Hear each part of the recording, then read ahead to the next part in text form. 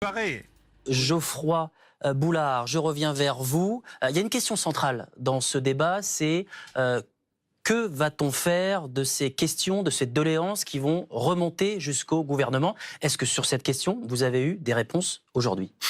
Moi, je n'avais pas eu de détails là sur le processus, à part l'ouverture d'un site internet, le fait qu'il y ait un conseil des sages, mais j'attends encore des éléments. Moi, je collecte un certain nombre de remontées. Alors justement, est-ce qu'il y a des difficultés, des choses qui remontent particulièrement de la part de Premier vos sujet là, administrés? parce que je regarde tous les jours. Hein, nous avons eu un cahier de doléances sous forme d'urne, donc je vois effectivement quelques remontées. C'est la fiscalité qui revient quand même assez fortement. La sécurité aussi est un enjeu. Alors on est, nous, dans une capitale, hein, on a un arrondissement qui fait 171 000 habitants, donc équivalent d'une grande ville de région.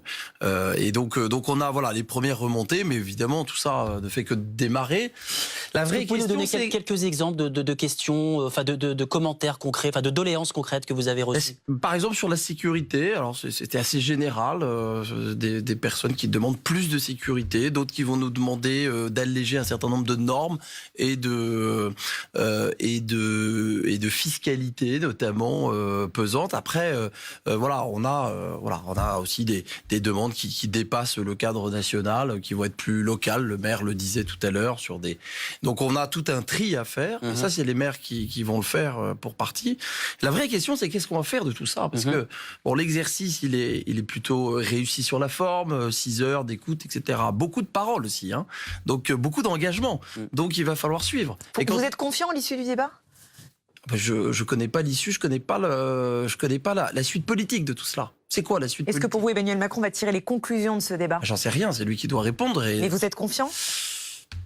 Je ne suis pas rassuré à ce stade. J'attends encore des compléments. J'attends en tout cas qu'on cadre vraiment la suite. Parce que dans sa lettre, il n'explique pas ce qui va se passer politiquement après ce débat. Le choix qu'il va faire, comment va se faire le choix sur les propositions qui me remontent du terrain et qui semblent aller dans le bon sens. Est-ce qu'il va tendre la main à d'autres partis politiques qui vont jouer la carte du débat? Les Républicains ont décidé de jouer la carte du débat. D'autres n'ont pas souhaité le faire. La France Insoumise, etc. Que va-t-il faire avec les partis politiques qui veulent avancer? Qu'est-ce que vous souhaitez?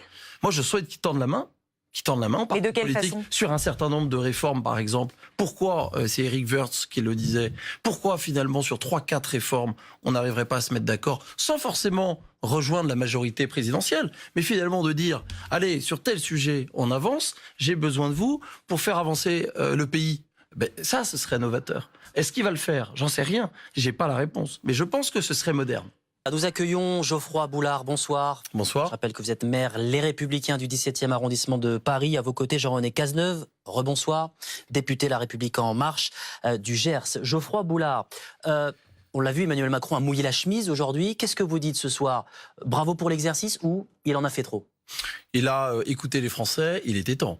Il était temps, il a écouté les maires. Alors, c'est pas tous les Français. Vous aviez vu aussi qu'il y avait des gilets jaunes qui ont été repoussés. Je crois qu'il faudra aussi les entendre dans le débat. Il faudra qu'ils aient la possibilité de rentrer dans les salles et qu'on puisse les entendre. Après, il y a évidemment le risque de manipulation politique, mais je crois qu'il ne faut pas avoir peur du débat, donc il faut aller au bout.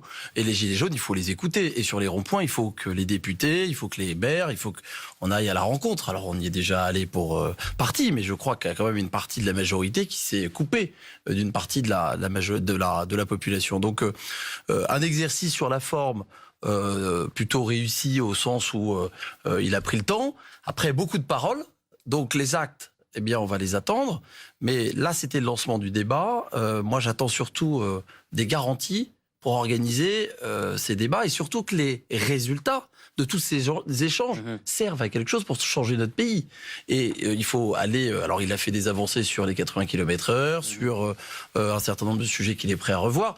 Mais par exemple, sur le travail, moi, j'ai pas entendu beaucoup de propositions sur la revalorisation du travail. Est-ce normal qu'on vive plus d'allocations sociales que des revenus du travail? Vous voyez, il y a des choses quand même qui sont structurelles dans notre pays, sur lesquelles j'espère qu'on ne passera pas à côté. Donc là, il y a aussi des débats qui doivent s'enclencher, et peut-être à un autre niveau qu'un niveau local, parce que les maires sont pas armés pour assumer toutes les problématiques qui vont se poser.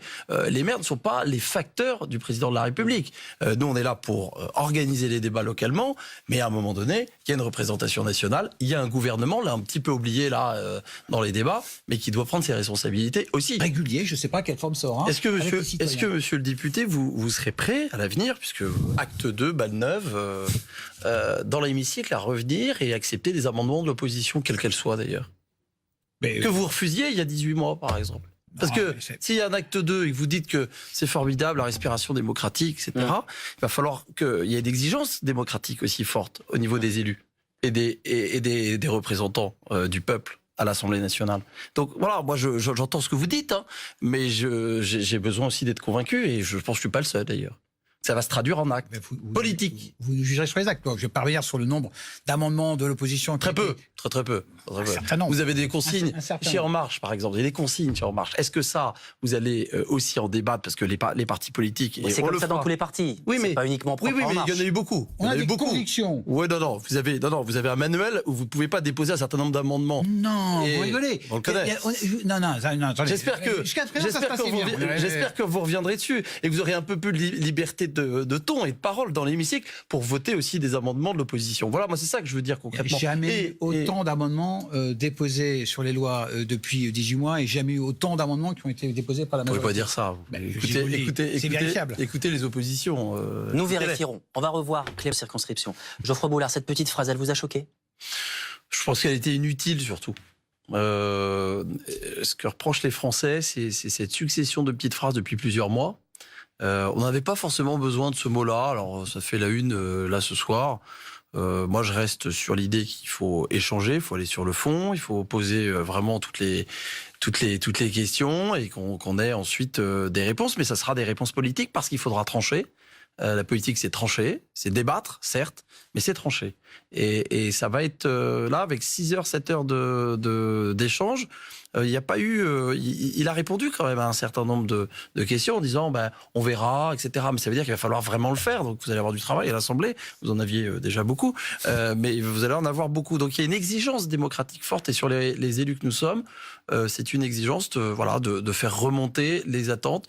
Moi, j'attends quand même des garanties, je l'ai dit, sur l'issue de ce débat. Démocratique et politique, c'est-à-dire qu'est-ce qui va se passer concrètement. J'ai entendu aussi des choses concrètes, j'espère qu'elles sont suivies des faits. Je pense par exemple sur la petite enfance, il a parlé tout à l'heure des crèches, formidable, moi je prends tout de suite, je signe. Je suis dans un arrondissement où il manque par exemple d'établissements de petite enfance qui permettraient à des femmes de reprendre leur activité professionnelle. J'en ai rencontré une encore ce matin lors d'un petit déjeuner avec des nouveaux habitants. Elle me disait, voilà, moi je peux pas reprendre mon activité parce que je n'ai pas de solution de garde. Mais j'espère que ça va être mis en place concrètement, vous voyez, et j'espère que ce sera pas juste des effets d'annonce. Voilà ce que l'on pouvait dire